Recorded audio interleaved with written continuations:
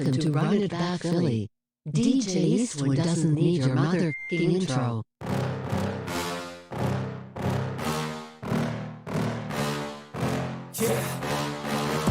Please tell me that I can't, that I won't, that I fail, that I'll never make it out, yeah.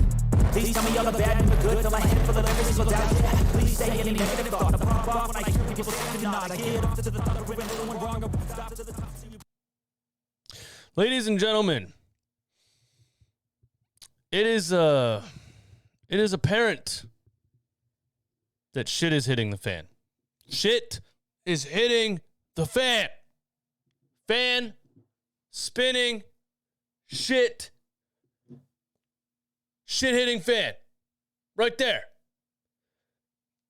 The Philadelphia 76ers lost to the Toronto Raptors last night in Game 5. Their second loss in a row. The third game, actually, where they looked like total garbage. But Game 3, they snuck away with a win because Joel Embiid played hero ball, 33, 15 rebounds, and hit a game-winning three-pointer with 0.7 seconds left. Ever since then, they have not looked good, and the series is now 3-2. But even worse than the Sixers, epically, I would say, but, you know, it shouldn't be surprising to us as Philadelphia sports fans. As soon as this team looks amazing, they find a way to stab us in the hearts. But outside of that, last night's postgame was rather interesting because Joel Embiid said this. Joel Embiid on Harden only taking 11 shots. I've been saying all season since he got here, he needs to be aggressive. He needs to be himself. That's not really my job. That's probably on coach to talk to him and tell him to take more shots. Welcome to Run It Back Philly. Here's the full quote, man. Here's the full quote. A reporter asked Joel Embiid, James only took 11 shots. Would you like to see him take more to help the offense out that way? Now, right off the bat, I would rather Joel Embiid shut the up. That's what I would like when it comes to a question like this. Come on, Joel. You don't, I respect your honesty, but there's a time and a place, and you know not to put stuff like this out in the media. The proper way to answer a question like this is, it is not my job to comment on other players on this team. I can only control what I can control.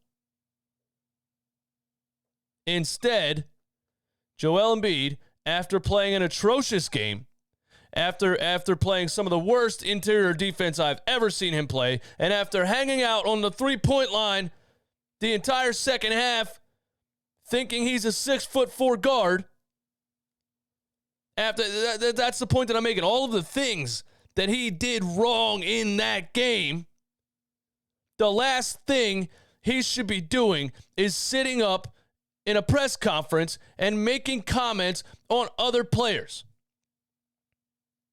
When it comes to just principle, I'm not going to comment on anyone else.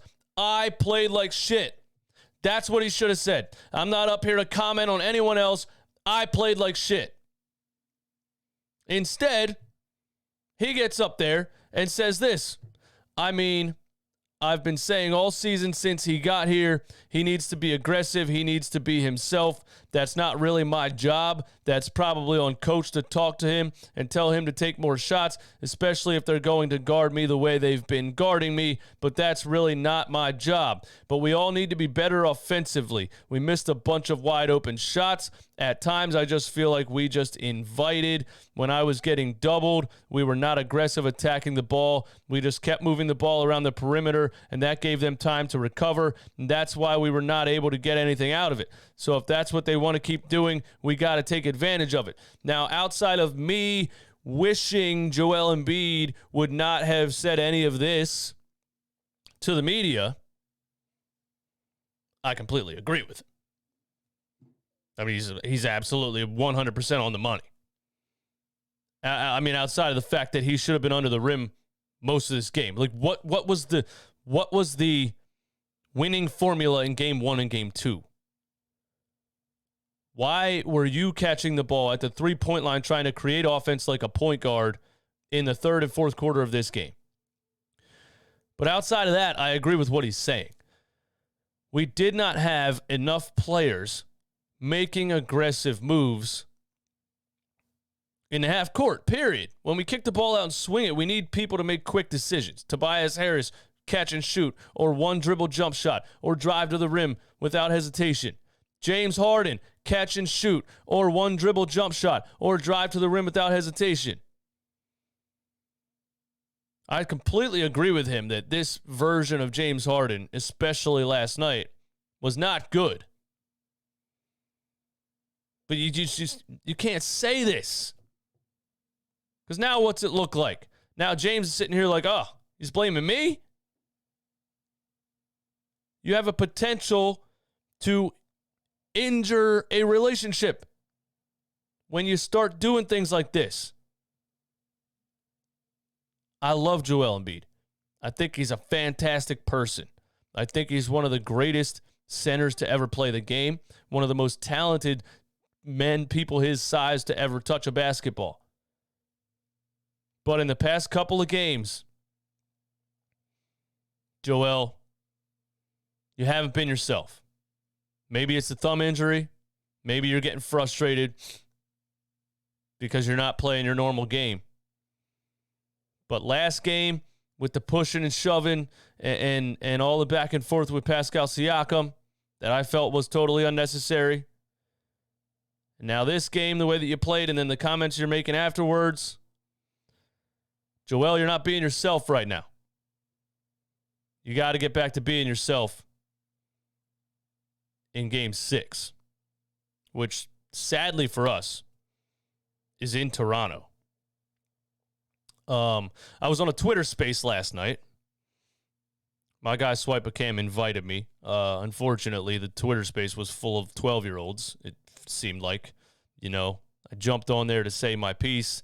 There was a bunch of fanboys in there that didn't want to hear anything negative about the Sixers, that would yell as soon as you said 2 words, so I jumped out of there as soon as I could. But I jumped in there and I said this.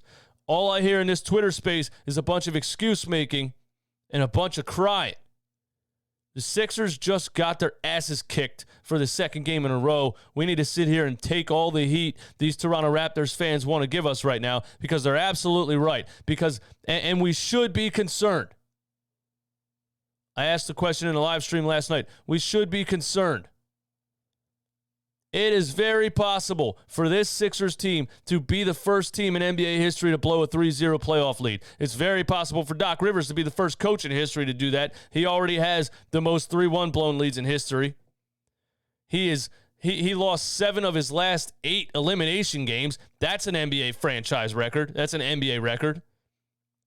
So it's very possible for all of this to continue to go south, especially when you look at what Toronto has and what we don't have. They have athleticism, we do not. They have rebounding, we do not. They have transition offense, we have really, really bad transition defense. This could continue to go south if we don't get it together quick. One more thing. Doc Rivers' post-game comments. He said, I thought we needed to get Joel Embiid on the post more. You don't say, Doc. You don't say. It absolutely blows my mind the way that this guy talks about the game as if he's a fan sitting in the second row. You are the coach. Now you got Joel saying, I think it's the coach's job to tell James to be more aggressive. And now you're sitting out here saying, yeah, I thought we should have got Joe in the post a little more. No shit.